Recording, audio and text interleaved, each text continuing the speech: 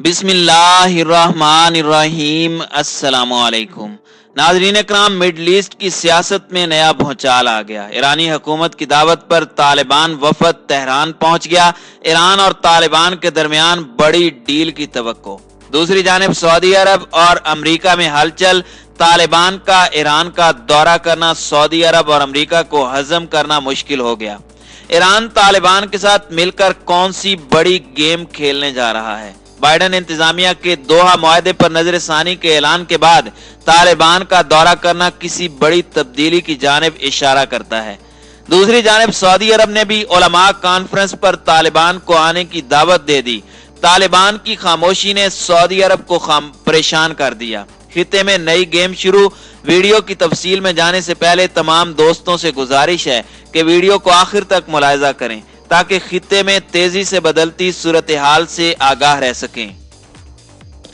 بسم اللہ الرحمن الرحیم۔ السلام علیکم ناظرین اکرام، افغان طالبان کا اعلیٰ رکنی وفد تہران پہنچ گیا ہے۔ ایران کے ساتھ پیدا شدہ صورتحال پر بات چیت کی جائے گی۔ افغان طالبان کے قطر دفتر کے سربراہ اور نائب امیر ملا عبدالغنی برادر کی قیادت میں اعلیٰ قیادت پر مشتمل طالبان کا ایک وفد قطر سے منگل کی صبح تہران پہنچ گیا۔ وفد کو دعوت ایرانی وزیر خارجہ جواد ظریف نے دی تھی، کیونکہ چند ہفتے قبل جواد ظریف نے کابل کے ایک ٹی وی کو انٹرویو میں کہا تھا کہ وہ طالبان کے ساتھ معاہدوں کے حق میں ہیں، طالبان کو تسلیم کرنے کے حق میں نہیں ہیں، جس پر طالبان اور ایران کے درمیان اختلافات پیدا ہو گئے تھے، اور ان اختلافات کو ختم کرنے کے لیے ایران کی قیادت نے طالبان کو دورے کی دعوت دی ہے۔ ناظرین اکرام، یہ دعوت ایک ایسے وقت پر دی گئی ہے کہ جب افغان حکومت کی اپیل پر سعودی عرب افغانستان کے حوالے سے ایک علماء کانفرنس کا انعقاد کر رہا ہے۔ گزشتہ روز افغان وزیر خارجہ حنیف اتمر نے سعودی عرب میں اس حوالے سے سعودی حکام سے ملاقاتیں کی ہیں، جس کے بعد طالبان کا یہ دورہ انتہائی اہمیت کا حامل ہے، کیونکہ سعودی عرب نے اعلان کیا ہے کہ علماء کانفرنس میں وہ طالبان کو بھی دعوت دیں گے۔ طالبان اس کانفرنس میں شرکت کریں گے یا نہیں، ابھی تک طالبان کی جانب سے کوئی بیان سامنے نہیں آیا۔ ناظرین اکرام، اسی دوران افغانستان کے مختلف علاقوں میں افغان طالبان کی کارروائیوں میں مخبروں سمیت 20 اہلکار ہلاک، جبکہ 25 نے طالبان کے سامنے سرنڈر کر دیا ہے۔ انٹیلیجنس سروس اہلکاروں اور افغان فوجوں پر طالبان نے جوز جان، ننگرہار اور خوست صوبوں میں حملہ کیا ہے۔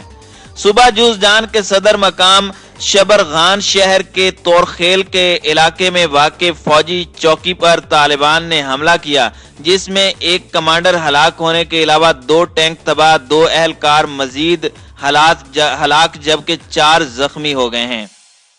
ناظرین اکرام، ایک طرف طالبان کو لے کر ایران اور سعودی عرب کے درمیان رسا کشی چل رہی ہے، تو دوسری جانب امریکہ کے نئے صدر جو بائیڈن کی انتظامیہ کا کہنا ہے کہ وہ سابق صدر ٹرمپ اور طالبان کے درمیان طے ہونے والے افغان امن معاہدے کا جائزہ لیں گے۔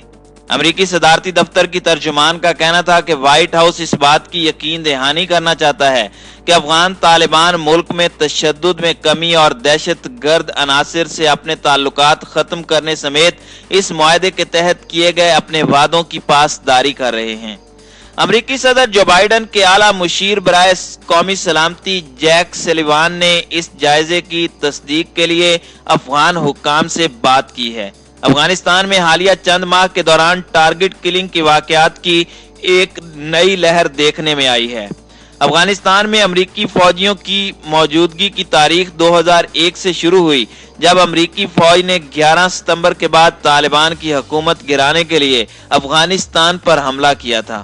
تاہم وقت گزرنے کے ساتھ ساتھ یہ تحریک طالبان ایک عسکریت قوت کی حیثیت سے دوبارہ منظم ہو گئی اور 2018 تک منتخب ہونے والی حکومتوں کے لیے ایک خطرہ بنی رہی اور افغانستان کے 2/3 سے زیادہ حصے میں سرگرم عمل رہی۔ افغانستان کے نائب صدر امراللہ صالح نے رواں ماہ بتایا تھا کہ ان کے خیال میں امریکہ نے اس افغان امن معاہدے میں طالبان کی بہت سی شرائط مان لی ہیں۔ ناظرین اکرام، سابق امریکی صدر ٹرمپ کی انتظامیہ نے افغانستان سے ترجیحی بنیادوں پر اپنی فوج واپس بلانے پر رضامندی ظاہر کی تھی۔ गुज़श्ता बरस फरवरी 2020 में तय होने वाले मुआहदे में कहा गया था कि अगर तालिबान अपने वादों पर अमल करते हैं और अगर वो अलकायदा या दीगर अस्करियत पसंदों को वो अपने जेरे कंट्रोल इलाकों में काम नहीं करने देंगे और कौमी अमन मुज़ाकरात के तहत आगे बढ़ेंगे तो अमेरिका और उसके नेटो इत्तेहादी 14 माह में तमाम फौजें अफगानिस्तान से वापस बुला लेंगे।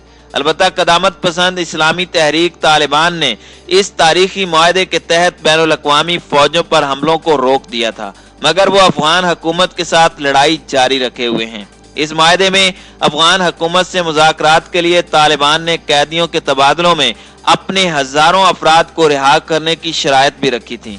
इस मुआहदे पर बराह रास्त मुज़ाकरात का आगाज गुज़श्ता बरस सितंबर में दोहा में हुआ था, ताहम इस पर अब तक कोई पेशरफ्त नहीं हो सकी।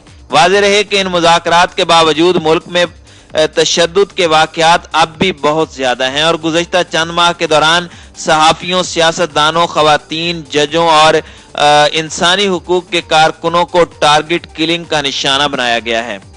नाज़रीन इकराम, अमेरिका की कौमी सलामती कौंसिल ने जुमे को इस बात की तस्दीक करते हुए कहा कि सदर बाइडन के नए मुशीर बराए कौमी सलामती जैक सुलिवान ने अफगान हम मनसब हमदुल्ला मुहिब से राब्ता किया है और उन पर वाज़ेह किया है कि अमेरिका इस मुआहदे का जायजा लेने का ख्वाहिशमंद है ताकि इस बात का तयन किया जा सके कि तालिबान इस मुआहदे के तहत अपने वादों की पासदारी कर रहे हैं या नहीं।